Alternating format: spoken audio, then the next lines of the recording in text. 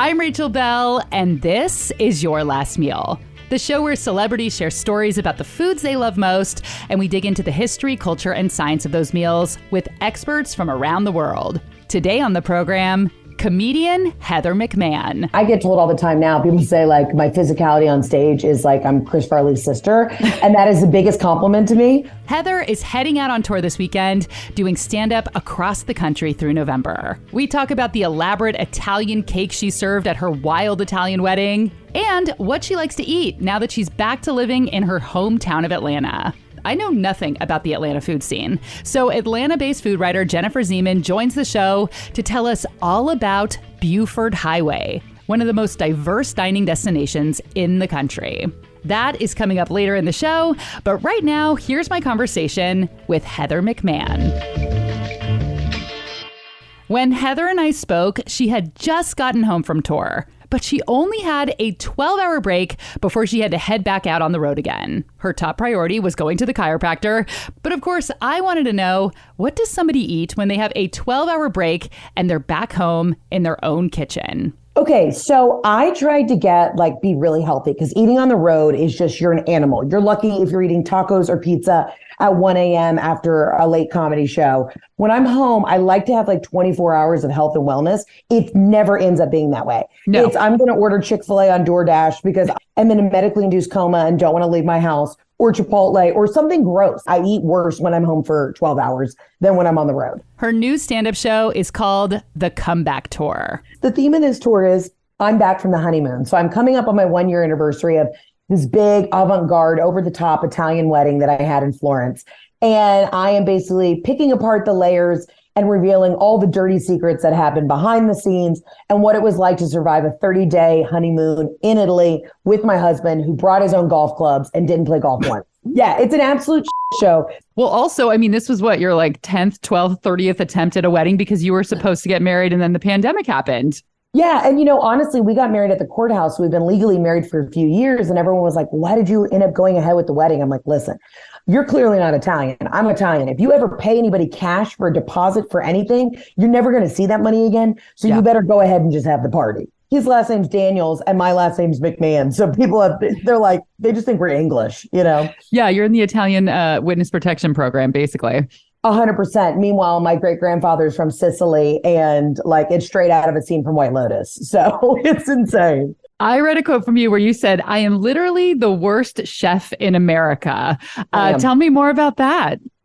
Well, my mom was an incredible chef and still is. But I was one of those kids growing up, even with an Italian mom, you'd think that I would be allowed in the kitchen, but she was so particular in how she made everything that we were never allowed in. It was get your hand out of the bowl. You're making a mess. Get out of my domain. This is my area. So I didn't learn, most people say, oh, I learned from my mom watching her, helping her make meatballs. My mom would slap my hand and be like, go clean the cat's box. Get out of here. You're just making a mess.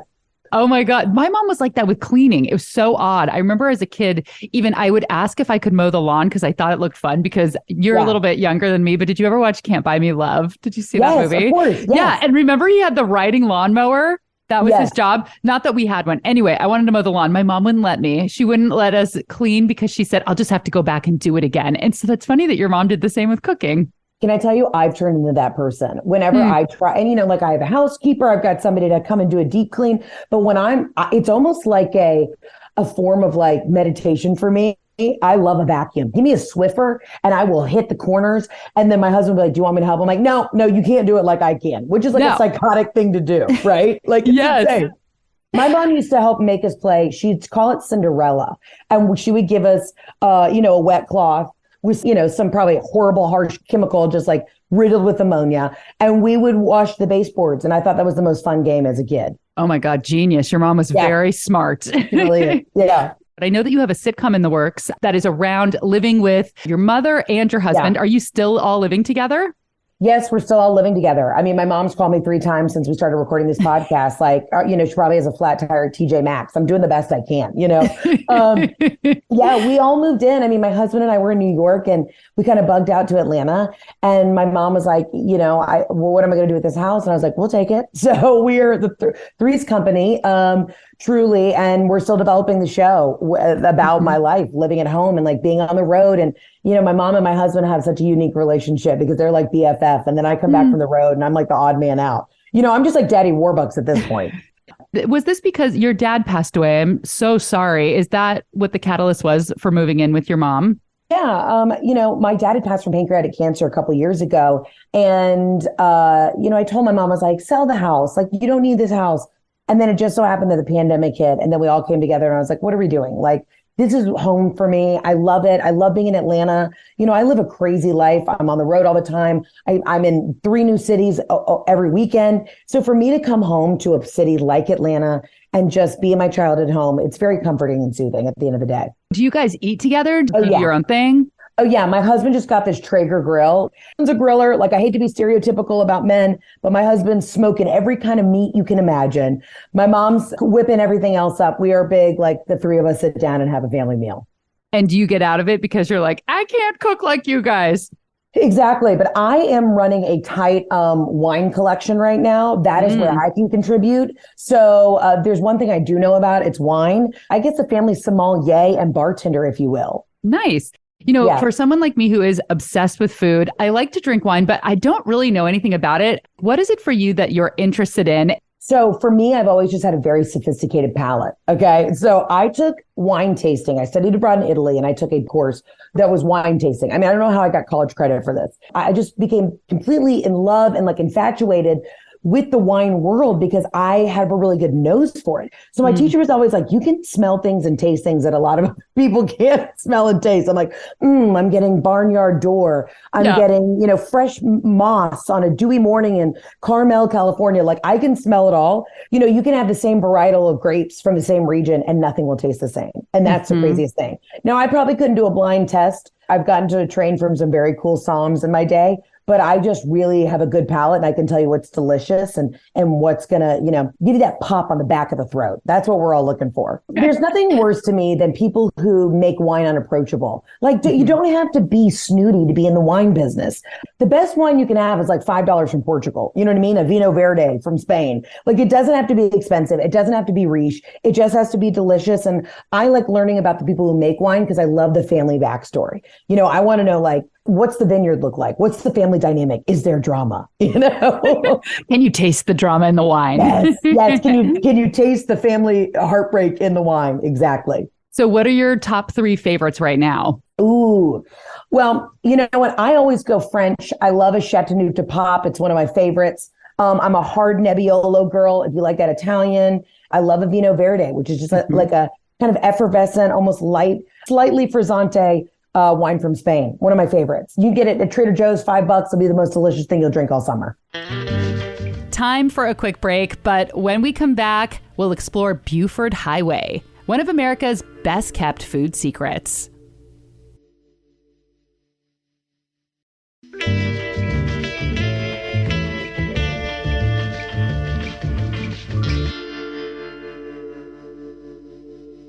So you grew up in Atlanta. You live in Atlanta now, right? I'm curious because, you hear about food cities around the country, but I don't hear that much about Atlanta. So like, what are the foods of Atlanta if somebody's visiting? What is it known for?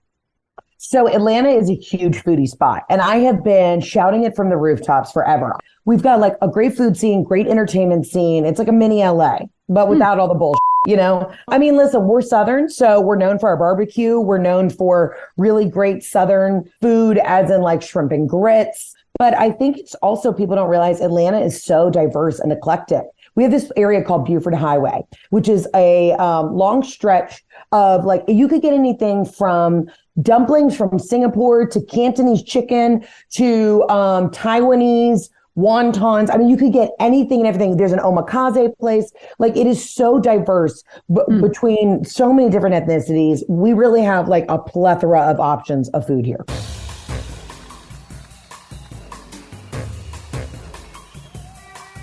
Buford Highway spans 30 miles through DeKalb County, starting at the eastern edge of Atlanta and stretching through 4 suburbs. But the section Heather is referring to, with all the amazing food, is a 6-mile stretch home to 1,000 immigrant-owned businesses, including 100 immigrant-owned restaurants representing more than 20 countries. It's this really industrial kind of strip of highway. That's Jennifer Zeman, an Atlanta-based food writer and senior writer at Food and Wine magazine. Jennifer has lived in Atlanta on and off since 1978. You know, I used to tell people when I was a restaurant critic that it was probably the most interesting place to eat in Atlanta.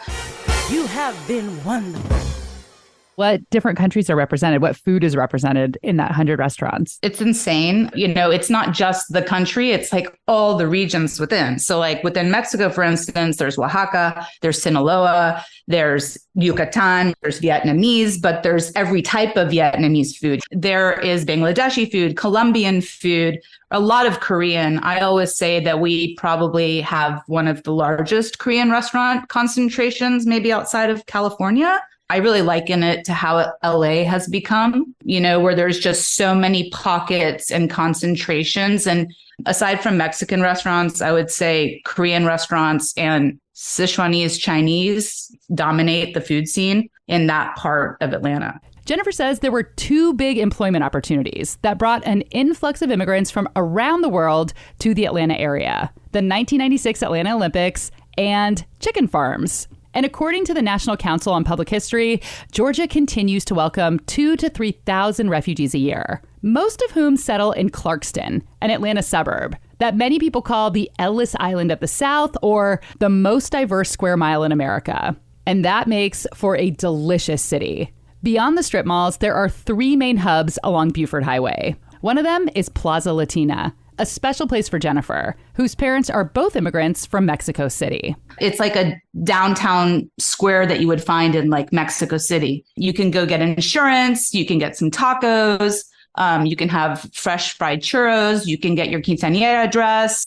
It feels like you're in Mexico. I mean, you walk down these meandering paths and, you know, there's like a chicken place and then a carnitas place. And it's one of my favorite places to go with my family and hang out. Yeah, I was reading your article. You know, you were talking about some of these foods that I've only had in Mexico City and I've never seen at restaurants in the States. And I was like, wow, that's really cool that you have so much diversity in Mexican food there. Mexican cooks are just super trendy. And there's like all these like crazy things. It was like a sandwich filled with the tamale that you started seeing pop up on Mexican TikTok. And then like a month later, it was here. So there's like a faster to market from Mexico, like with trends than there ever used to be, probably because of social media. And I think that we're getting even more diversity. I want to try a tamale sandwich. I love a carb on carb. There's this pizza place in Salt Lake City when I was driving through once that I've stopped at multiple times because they have a calzone that is stuffed with spaghetti and meatballs. Sounds really good. It's so good. So is this kind of like a torta bread with the tamale Yes, in it? it would be a torta bread and there's like salsa and probably like crema mexicana. I mean, you know, it's very fun. What is the Dora Locos that you wrote about? It's like a walking taco, you know, like if you've ever had one of those at camp or camping, but it's a bag of Doritos that is cut open. And then they put like all sorts of stuff inside, like cheese, cream, lettuce, pickled pig skin, just so many weird things, but it tastes amazing. That's what I was talking about with those crazy trendy foods. There's just so many happening. And that's the place I go to get a direct line into what's happening in Mexico right now. There's this trend that you might see on TikTok, like where you have like a drink that's made from like candy and like Powerade and has like a candy straw out of it. They put like sour candy in it. It's really sweet, but it's, you know, my kid always wants one when we go. I bet. Yeah. Then there's the Buford Highway Farmers Market. Probably my favorite grocery store in Atlanta or really in Georgia. I mean, I drive 25 minutes to go there to buy my groceries because it's every single country from around the world is represented there. Like no matter where you're from, you're going to find what you need from your home country there. The parking lot is notoriously a crazy place where you need to have your wits about you, but trust me, it's worth it. And when you go inside, the first thing that you hit is the produce section, but It's a produce section that represents the world. So you can only imagine the variety and the color. But what you really smell is the panaderia, which is a Mexican bakery that's just beyond, because they're making their own tortillas. They're making all of those Mexican sweetbreads that you like conchas and stuff like that. And I mean, the smell is just overwhelming. And then it's pretty much like a standard grocery store setup, but it is enormous, like with a food court, with a full-on Korean section. There's a section where it's only Eastern European. And so there's like a Serbian woman making Serbian meat pies. And then there's a Russian woman making like blintzes. And then you go to the Korean section and they're making homemade dumplings. They have borscht and like homemade pickles and then like all the different salamis and stuff that you would find in Eastern Europe, like oden from Japan. And then you can also get those great noodles from Sun Noodle Company. They have the kits in the freezer. It's just one of the best places to shop. When my parents who live in New York City come to Atlanta, they're like, when are we going? So right before they leave, we go and they like stock up with like refrigerator bags and tortillas from El Milagro, which is like a local company that makes some of the best corn tortillas without preservatives here. It's just a really special place. And it was started by Korean immigrants. It was like the first Asian store in Atlanta, started in the mid 70s. And it's just gone through the generations. Its current owner, Harold Shin, who's an Emory graduate, took it over from his family and is really responsible for making it what it is today. I've never thought about going to Atlanta. I just don't have any ties there. I hadn't had any reason. And just talking to you, my heart is fluttering. Like I want to go so bad. It sounds good. Amazing. I know how to make you hungry, then I know how to do my job. I don't want to sound ignorant when I say this, so I'm curious to just see what your response is because, I read a lot about food. I just feel like I'm like you. I'm in food journalism. I'm always looking around. And the fact that I wasn't familiar with this, I just was so surprised. Do you feel like it is still a little bit of a secret of the South, or am I just somebody who hasn't noticed? No, I definitely feel like it's still a hidden secret of the South. And I feel that even within Atlanta, it's a hidden secret. I mean, I'm a mom and I'm at a mom gathering and people would be like, oh, I've just never been there. It's just, it's like I think they're intimidated, and they shouldn't be because there's so much goodness there. But even within Atlanta, I mean, I know many, many people that have not gone to Buford Highway. So if there's people within Atlanta that don't go and know, then I'm not surprised that even throughout the Southeast or the rest of the country, others don't. I just try to talk about it as much as I can, because whenever anybody has ever said that Atlanta is not a great food town because they're looking at it by the traditional metrics of how many fine dining restaurants do we have, how many James Beard Award winners do we have, they're really missing because they've never been to Buford Highway. And honestly, Duluth, Atlanta is it's a treasure trove of wonderful immigrant-led cuisine. When we come back, Heather McMahan's last meal, and it's a good one.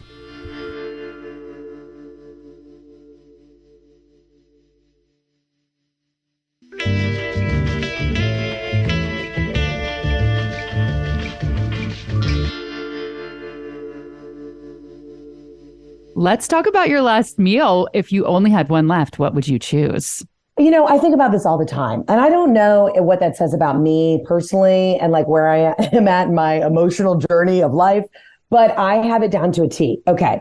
It would be a little bit of a smorgasbord of things, but I really love steakhouses in general, but I love the sides. I don't even need the steak. So when I tell you I want the seafood tower, I want the cream spinach, I want the loaded baked potato, the potato layonnaise, I want every type of potato, every carb, every pomme frite, every truffle fry. I want the wedge salad with crumbled blue cheese and extra bacon. I want the shrimp cocktail chilled, with a nice cocktail sauce and some sort of remoulade. I would then also like to bring in a pasta course. So I would do like a spaghetti bolognese, rigatoni bolognese, maybe a cacio e pepe, maybe do a meat. I might bring in, maybe some tacos, some fish tacos straight from Cabo. It'd be a real mix up. But as long as I could have most of the steakhouse sides with the big hot fudge brownie a la mode at the end, a dirty martini and a bottle of Barolo, I'm ready to go. The sides really are the best. Everybody wants the sides. That is the first thing I look at when I go to any restaurant. And of course, yes, would I love a filet, bone and ribeye? Absolutely. But as long as I have like cream spinach and 8 different types of carby, cheesy potatoes, I am honestly solid. Like put me in the ground, I'm ready to go. Is there any kind of memory or something associated with this meal, or is it just purely these are flavors that you like? There's something about, and I think this is like so true Americana, but there's something about going to a steakhouse to celebrate something, right? Think about it, like when you graduated high school or when you graduated college, or if you ever had like this big moment. We always went to this one steakhouse in Atlanta called Bones, and it's very iconic. It's kind of like Atlanta's version of Peter Luger's, the iconic steakhouse in New York, where they know your name, they wear the white button down, but it's still not pretentious. Like when you walk in, they're like, "Hello, Miss McMahan, we're so happy to see you." They already know what I want to drink. Like my chilled Chopin dirty martini is on the table before I sit down. And so there's just something about this, like, it's almost like a good old boys club, members only, but also you're like there to celebrate your 6th grade graduation. So why are they serving me a martini? Oh my God. It's iconic to me. It really is. Yeah. No, it totally. Do they have the big booths there, like the big red kind of booths? Oh, yeah. So they have those in like the private rooms. Like if you went to Bones for a private dining experience, that was just, that was like Mother's Day every year. You had to go there. You had to get the private room. And that's just my favorite feeling. I love a steakhouse. I love even a chain steakhouse. I'll go to any chain steakhouse. You take me to an Outback. Oh, I'm thriving. I'm absolutely thriving. Yes, I have to say, I don't go to chains that often, but I went to an Outback Steakhouse. It was late. There was nothing open. It was so good. I couldn't believe it. I couldn't, like that bread. I forgot about the bread that they gave you. It's super dark brown, kind of like molassesy bread. Yes. Delicious. And are they the bloomin' onion? They're the bloomin' onion. Right? And they have those loaded fries. And I just feel like if you can't go somewhere and get, a margarita and a bloomin' onion and not be in a good mood, then that's on you. Then you're just a really dark, miserable human. Right? Yes. For her last meal, Heather McMahan wants a table full of steakhouse sides. Cream spinach, every single preparation of potato possible. A seafood tower, a wedge salad, shrimp cocktail, plus a hot fudge brownie a la mode sundae, a dirty martini, and a bottle of Barolo. Like Heather mentioned earlier, she got married in Italy.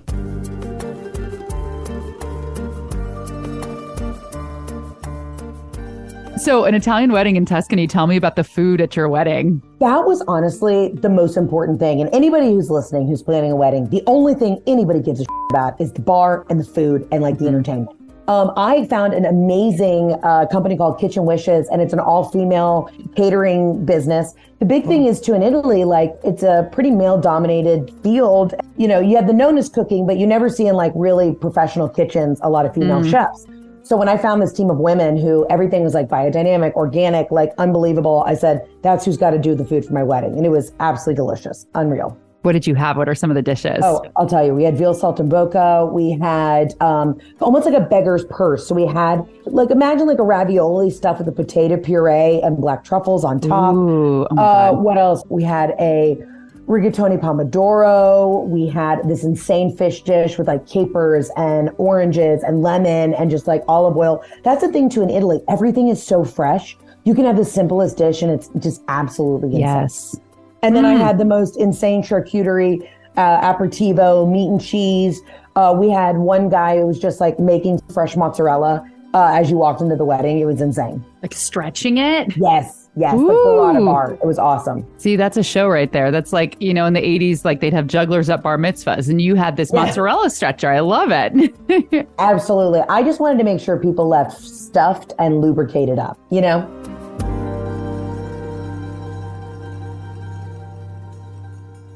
What did you do for a cake? We did a classic Italian cake, and you like build the cake in front of everybody. So we had the fireworks go off while we built this huge cake that was the size of a kitchen table. So it's layers of like pastry, almost like phyllo dough, if you will. And then vanilla chantilly cream. And then you put berries on it. And then you put more layers. So it's the art of building the cake in front of everybody at your wedding. And then as the fireworks went off, the ash from the fireworks that were too close came down on the cake. And we just had to like run and duck for cover. I still ate it, but no, I definitely think it was highly carcinogenic, carcinogenic. Italians are thriving. They live to like be 200 years old. So a little firework dust won't hurt you. I've never heard of that before. Is that a tradition all over Italy or in that region? to make the cake? I could have been bamboozled by my wedding planner, but I do think it was pretty traditional. Yeah, that's so cool. So they just had like the bowls of the cream and the berries, and then just you and your husband would build it, or everybody? No, we were building it and everybody stood around, and then the fireworks went off. And then, people were at that point literally just grabbing with their hands like animals. And that's how drunk we were. We were all just eating cake as ash rained down on us. It was the most magical, beautiful moment of my life. I love that. Do you know what the name of that cake is? I should. I'm Italian. I should. It's mille fagioli. I'm completely butchering it right now. Every Italian American is going to scream at me. I'm going to get the most hate comments because I can't remember the name of this cake right now. So, I love like a traditional like torta della nonna, which is like traditional cake that like your grandmother would make. So we also served that. We had tiramisu. And then we had just an open limoncello bar, because that's the big thing in Italy. Like you got to have the after dinner drink to pair with the dessert.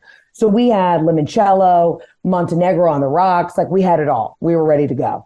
The internet tells me that Heather's wedding cake is called a millefolie, which translates to 1,000 layers. It's layers of puff pastry and chantilly cream and fresh berries.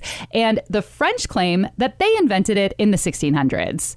The Russians, who call it a Napoleon, say they created it in 1912. Either way, in modern times, Italians serve it at weddings all the time. Well, let's do a quick speed round before I let you go. So back to cake again. What would be your perfect birthday cake? Oh, easy. So traditionally growing up, I was obsessed with a strawberry cake. Okay. So strawberry cake, real strawberries in it. And then that strawberry icing, fresh strawberries sliced on top. I don't know what it is, but a pink cake is just the most mouth-watering. I never crave chocolate. I don't crave vanilla. I crave an old school strawberry cake. I wonder, is that more of a Southern thing? I feel like I don't see a pink strawberry cake very often. I think it definitely is a Southern thing. And then you would get it with like a scoop of like lemon sorbet or vanilla ice cream or like buttermilk ice cream. Like that is a very happy birthday for me. What was your favorite thing that one of your parents cooked when you were a kid growing up?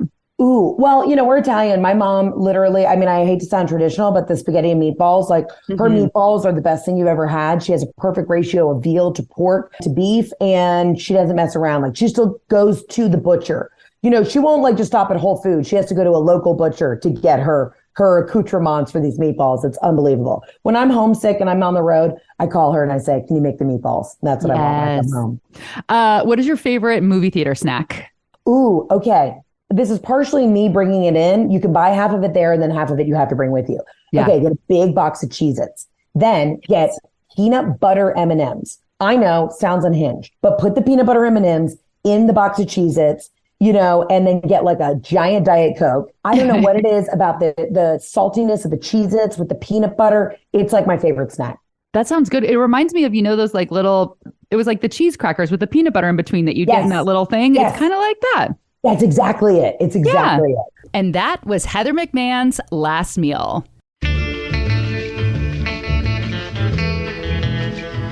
There's nothing that makes me more joyful than talking about food. So this was a perfect interview.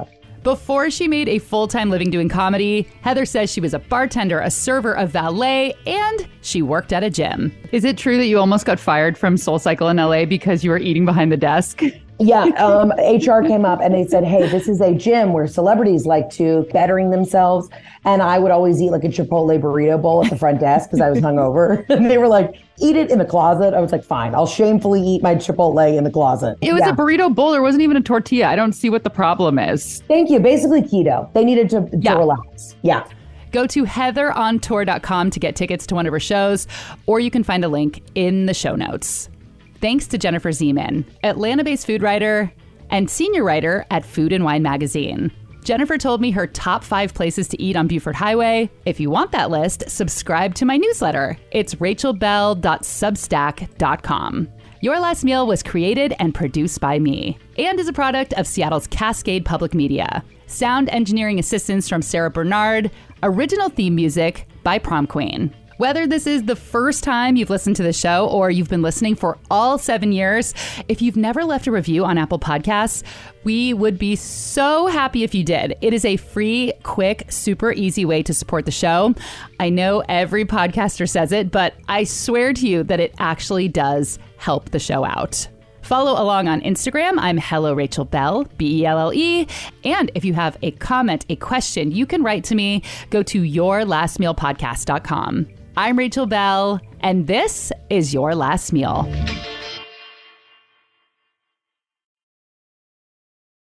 Molly Shannon started following me on Instagram 2 days ago. And I screamed and I threw my phone. I was with my husband. I was like, Molly Shannon. And I just screamed her name and I threw my phone across the yard. He's like, what happened? I'm like, she followed me. I don't believe it's real. He's like, okay, I think you broke your phone. And I was like, just look. Is it her? And I died. I mean, that's like the most iconic moment of my life. Can you give me 1 second? My cat is like screaming her head off. I'm just going to give her a little food so she's quiet. Yeah. 1 second. Sorry. I'm hanging. No, you're fine. Okay. She doesn't know we're doing an interview.